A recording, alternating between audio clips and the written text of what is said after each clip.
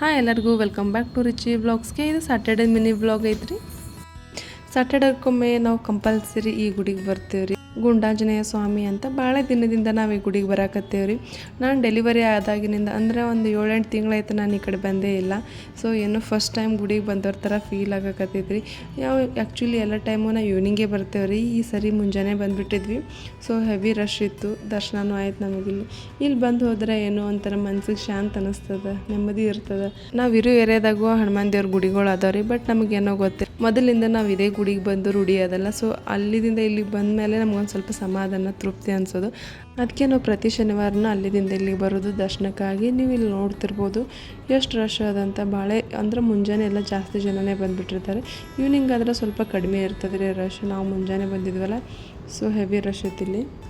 So ನಾವು ಸ್ವಲ್ಪ ತಲೆ ಕುಂತು ದರ್ಶನ ಅದು ಮಾಡ್ಕೊಂಡ್ವಿ ರೀ.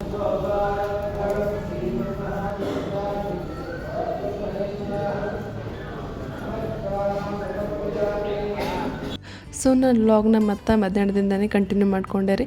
ನಾವು ಈ ಸಮ್ಮರ್ ಸೀಸನ್ದಾಗ ಈ ಒಂದು ರೆಸಿಪಿನ ಮಿಸ್ಸೇ ಮಾಡೋದಿಲ್ಲ ನೋಡಿರಿ, ಕಂಪಲ್ಸರಿ ಮಾಡೇ ಮಾಡ್ತೀವಿ.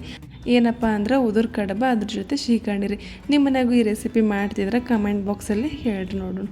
ಉದುರು ಕಡುಬು ಮಾಡೋದು ಭಾಳ ಈಸಿ, ಸಿಂಪಲ್ ಆದ್ರಿ. ಸೊ ನಾನಿಲ್ಲಿ ಇಬ್ಬರಿಗೆ ಕಡುಬು ಮಾಡಕತ್ತಿದ್ದೆ ರೀ. ಇಲ್ಲಿ ನೋಡ್ತಿರ್ಬೋದು, ನಾನು ದೊಡ್ಡ ಗ್ಲಾಸಲ್ಲಿ 1.5 ಗ್ಲಾಸಷ್ಟು ನೀರು ಹಾಕ್ಕೊಂಡಿದ್ದೀನಿ. ನಾರ್ಮಲಿ ನಾವು ಉಪ್ಪಿಟ್ಟಿಗೆ ಯಾವ ಥರ ನೀರು ಕುದಿಸ್ಕೋತೇವಲ್ಲ ರೀ, ಅದೇ ಥರ ಕುದಿಸ್ಕೋಬೇಕು. 1 ಟೇಬಲ್ ಸ್ಪೂನು ಎಣ್ಣೆ ಹಾಕಬೇಕು, ಒಂದು ಅರ್ಧ ಟೇಬಲ್ ಸ್ಪೂನು ಉಪ್ಪು ಹಾಕ್ಕೊಂಡು ಕೇಸಿ ಕುದಿಯೋಕೆ ಬಿಡಬೇಕು ರೀ. ನೀರು ಕುದಿಯೋವಾಗ ಉಪ್ಪಿಟ್ಟಿಗೆ ರವೆ ಯಾವ ಥರ ಮಿಕ್ಸ್ ಮಾಡ್ಕೋತೇವಲ್ಲ, ಸ್ವಲ್ಪ ಜಾಸ್ತಿನೇ ಉದುರು ಆಗಬೇಕಿದ್ದು ಕಡುಬು. ಸೊ ಜಾಸ್ತಿನೇ ರವೆ ಹಾಕೋಬೇಕು ರೀ. ಹಾಕ್ಕೊಂಡು ಒಂದು 5 ನಿಮಿಷ ಲೋ ಫ್ಲೇಮಲ್ಲೇ ಇಡಬೇಕು. ಇಲ್ಲಿ ನೋಡ್ತಿರ್ಬೋದು, ನಾನು ಒಂದು 5 ನಿಮಿಷ ಲೋ ಫ್ಲೇಮಲ್ಲೇ ಕುದಿಯೋಕೆ ಇಟ್ಟಿದ್ದೆ ರೀ. ಇಲ್ಲಿ ನೋಡ್ತಿರ್ಬೋದು ರೀ, ಇವಾಗ ಕೆಳಗೆ ಅಂಟಿಸ್ಲಾಕತ್ತದ. ಇವಾಗ ಸ್ಟವ್ ಆಫ್ ಮಾಡ್ಕೋಬೇಕು ರೀ. ಈಗ ಒಂದು 5 ನಿಮಿಷ ಅದು ತಣ್ಣಗಾಗಬೇಕು ರೀ, ಅಲ್ಲಿವರೆಗೂ ಬಿಡ್ರಿ. ಯಾಕಂದ್ರೆ ತಣ್ಣಗಾದ್ಮ್ಯಾಗ ಅದರಿಂದ ಉಂಡೆ ಕಟ್ಕೋಬೇಕಾಗತ್ತೆ. ಅದಕ್ಕೆ ಅದು ಫುಲ್ ತಣ್ಣಗಾಗಬೇಕು ರೀ. ಅಲ್ಲಿವರೆಗೂ ತಣ್ಣಗಾಗೋ ತನಕ ನಾವು ಈ ಕಡೆ ಶೀಕರ್ಣಿ ಮಾಡ್ಕೋಬೇಕಂತ ಶೀಕರ್ಣಿ ಮಾಡತ್ತಿದ್ದಾರೆ ನಾನು.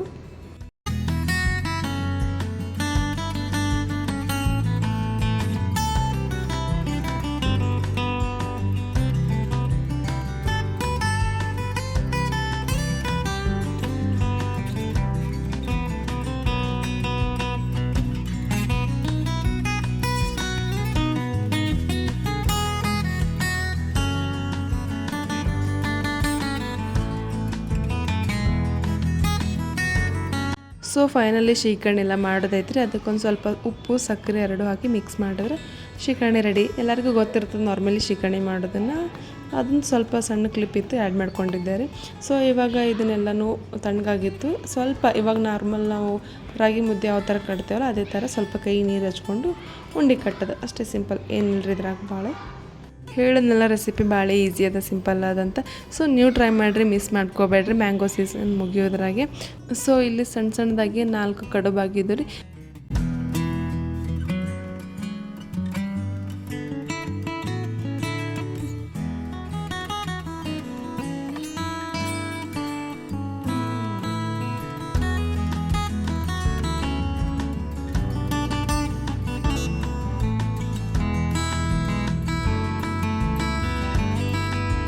ಸೊ ಫೈನಲಿ ಊಟ ಇದೆಲ್ಲ ಮುಗಿಸ್ಕೊಂಡ್ವಿ ರೀ. ನಮ್ಮ ಬಾಲ್ಕನ್ಯಾಗ ಸ್ವಲ್ಪ ಚಲೋ ಬಿಸಿಲು ಬರ್ತದೆ ರೀ. ಅದಕ್ಕೆ ನಾನು ಏನಾದರೂ ಗಿಡ ಅದು ಹಚ್ಚಿದ್ರಾಯ್ತು ಅಂತ ಮಾಡಿದ್ವಿ ರೀ. ಅದಕ್ಕೆ ನಾನು ಆನ್ಲೈನಿಂದ ಈ ಗ್ರೋ ಬ್ಯಾಗ್ಸ್ನ ತರಿಸ್ಕೊಂಡಿದ್ದೆ ರೀ. ಭಾಳ ಅಫೋರ್ಡೆಬಲ್ ಪ್ರೈಸ್ಗೆ ಸಿಕ್ಕಿತು, 10 ಬ್ಯಾಗ್ಸ್ ಸಿಕ್ತಿದ್ದು. ಸೊ ನಿಮ್ಗೆ ಏನಾದರೂ ಬೇಕಂದರೆ ಡಿಸ್ಕ್ರಿಪ್ಷನಲ್ಲಿ ಲಿಂಕ್ ಕೊಟ್ಟಿರ್ತೀನಿ, ಚೆಕ್ ಮಾಡ್ಕೋಬೋದು. ಏನಾದರೂ ಬೆಳಿಬೇಕು ಅಂತೇನೋ ಪ್ಲ್ಯಾನನ್ನು ಮಾಡ್ಕೊಂಡಿವಿ ರೀ. ಬ್ಯಾಗ್ಸು ತರಿಸ್ಕೊಂಡೆ, ಅದ್ರ ಮಣ್ಣು ಬೇಕಲ್ಲ, ಮಣ್ಣಿಗೇನೋ ತಲೆ ಕೆಟ್ಟೋಯ್ತು ರೀ ನಮಗಂತೂ. ಆಮೇಲೆ ಎಲ್ಲೆಲ್ಲೋ ಸುತ್ತಾಡ್ಕೊಂಡು ನಾನು ನನ್ನ ಹಸ್ಬೆಂಡು ಒಂದಿಷ್ಟು ಮಣ್ಣನ್ನು ತಂದ್ವಿ. ಒಂದು ಅರ್ಧ ಚೀಲ ಅಂದರೆ ಪ್ಲಾಸ್ಟಿಕ್ ಚೀಲಲ್ಲೇ ಅರ್ಧ ಚೀಲ ಮಣ್ಣು ತಂದೇವು ಅಂತ ಅಂದ್ಕೊಂಡ್ವಿ ರೀ. ನೋಡಿದ್ರೆ ಇವೆರಡು ಬ್ಯಾಗಿಗೂ ಅರ್ಧನೇ ಆಯ್ತು ರೀ ಮಣ್ಣು. ಸೊ ಏನು ಮಾಡೋಕ್ಕಾಗಲ್ಲ, ಸದ್ಯಕ್ಕೆ ಇಷ್ಟ ಐತಿ ಅಂತ. ಸೊ ಎಲ್ಲ ಮಣ್ಣನ್ನು ಬ್ಯಾಗ್ಗಳಿಗೆ ಹಾಕ್ಕೊಂಡ್ವಿ ರೀ. ಇದ್ರ ಇನ್ನೂ ಬಾಳೆ ಕಲ್ಲೆಲ್ಲ ಉಳ್ಕೊಂಡು ಸ್ವಲ್ಪ ಗಟ್ಟಿ ಕಲ್ಲಿನೇ ಇದ್ದು. ಸೊ ಎಲ್ಲನೂ ಆರಿಸಿ ತೆಗೆದು ಸಣ್ಣ ಕಲ್ಲನ್ನ ಅಲ್ಲೇ ಬಿಟ್ಬಿಟ್ಟು ನೀರೆಲ್ಲ ಹೊಡೆದೆ ರೀ. ಎಲ್ಲ ಮಣ್ಣು ಸಾಫ್ಟಾಗಿ ಗಂಟಿದ್ದು ಕಲ್ಲೆಲ್ಲ ಕರಗಲಿ ಅಂತ ಮಣ್ಣು. ಸೊ ಒಂಡೇನ ಬಿಟ್ಟಿದ್ದಾರೆ.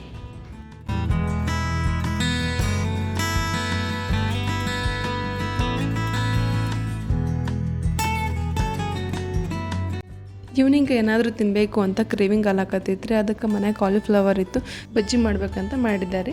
ಸೊ ಅದನ್ನೆಲ್ಲನೂ ಸಣ್ಣ ಸಣ್ಣದಾಗಿ ಕಟ್ ಮಾಡಿಕೊಂಡೆ. ಒಂದು ಬಗೋಣಾಗ ನೀರು ಹಾಕ್ಕೊಂಡು ಸ್ವಲ್ಪ ಅರಶಿನ ಉಪ್ಪು ಹಾಕಿ ನೀರು ಬಿಸಿ ಆದ್ಮ್ಯಾಗ ರೀ ಇವೆಲ್ಲ ಸಣ್ಣದಾಗಿ ಪೀಸ್ ಮಾಡ್ಕೊಂಡು ಇಟ್ಕೊಂಡಿದ್ವಲ್ಲ ಕಾಲಿಫ್ಲವರ್ನೆಲ್ಲ ಹಾಕಿ ಒಂದು 5 ನಿಮಿಷ ನೀರಾಗೆ ಬಿಡಬೇಕು ರೀ. ಸೊ ಇದ್ರಾಗ ಸಮ್ಟೈಮ್ಸ್ ಸಣ್ಣ ಸಣ್ಣ ಹುಳುಗಳೆಲ್ಲ ಇರ್ತಾವಲ್ಲ, ಸೊ ಅದೆಲ್ಲ ಹೋಗುತ್ತಂತ ಅಷ್ಟೇ. ಬಜ್ಜಿಗೆ ಇವಾಗ ಮಸಾಲ ರೆಡಿ ಮಾಡಬೇಕಲ್ಲ, ಅದಕ್ಕೆ ಒಂದು ಜಾರಿಗೆ ಒಂದು 7 ರಿಂದ 8 ಹಸಿರು ಮೆಣಸಿನ್ಕಾಯಿ, ಒಂದು ಸ್ವಲ್ಪ ಉಪ್ಪು, ಒಂದು ಸ್ವಲ್ಪ ಜೀರಿಗೆ ಇದನ್ನೆಲ್ಲನೂ ಹಾಕ್ಕೊಂಡು ರುಬ್ಕೋಬೇಕ್ರಿ. ನಾನು ರುಬ್ಕೊಂಡಿದ್ದೆ ಇನ್ನೂ ಬಾಳೆಯಲ್ಲಿ ದಪ್ಪಾಗಿತ್ತು. ಸೊ ಸ್ವಲ್ಪ ನೀರು ಹಾಕಿ ಮತ್ತೊಮ್ಮೆ ರುಬ್ಕೊಂಡಿದ್ದೆ ರೀ.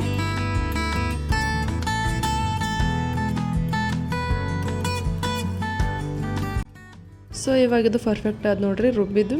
ಸೊ ಒಂದು 5 ನಿಮಿಷ ಆಗಿತ್ತು, ನೀರಾಗಿ ಬಿಟ್ಟಿದ್ದು. ಇವಾಗ ನೀರಿಂದ ಎಲ್ಲನೂ ಹೊರಗೆ ತೆಗೆದು ಒಂದು ಬೌಲ್ಗೆ ಹಾಕೊಳ್ಳೋಣ್ರಿ.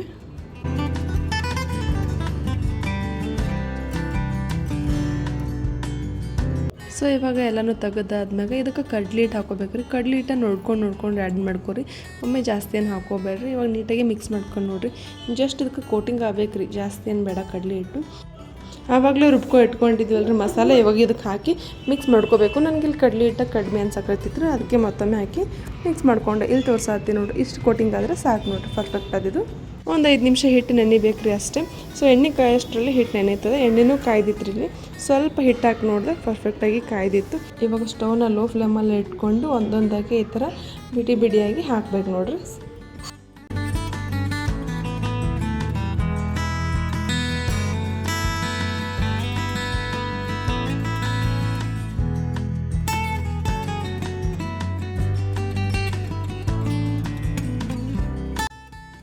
ಸೊ ನೀವು ಇಲ್ಲಿ ನೋಡ್ತಿರ್ಬೋದು ಎಷ್ಟು ಪರ್ಫೆಕ್ಟಾಗಿ ಕರ್ದದಂತ. ಒಂದು ಸ್ವಲ್ಪನೂ ಒಳಗೂ ಹಸಿ ಇರಲಿಲ್ಲ. ಲೋ ಫ್ಲೇಮಲ್ಲಿ ಇಟ್ಟು ಕರ್ತಿದ್ದಕ್ಕೆ ಟೇಸ್ಟ್ನು ಭಾಳ ಚಲೋ ಆಗಿದ್ದು. ನೀವು ಟ್ರೈ ಮಾಡಿರಿ, ಮಿಸ್ ಮಾಡ್ಕೋಬೇಡ್ರಿ. ಸೊ ಇದಾಗಿತ್ತು ಈ ಒಂದು ವ್ಲಾಗ್. ಇಷ್ಟ ಆದರೆ ಪ್ಲೀಸ್ ಒಂದು ಲೈಕ್ ಮಾಡಿ, ಶೇರ್ ಮಾಡಿ, ಕಮೆಂಟ್ ಮಾಡಿ. ಇನ್ನು ನನ್ನ ಚಾನಲ್ ಯಾರೆಲ್ಲ ಸಬ್ಸ್ಕ್ರೈಬ್ ಮಾಡಿಲ್ಲ ಪ್ಲೀಸ್ ಸಬ್ಸ್ಕ್ರೈಬ್ ಮಾಡ್ಕೊಂಡು ನೋಡಿರಿ. Thank you.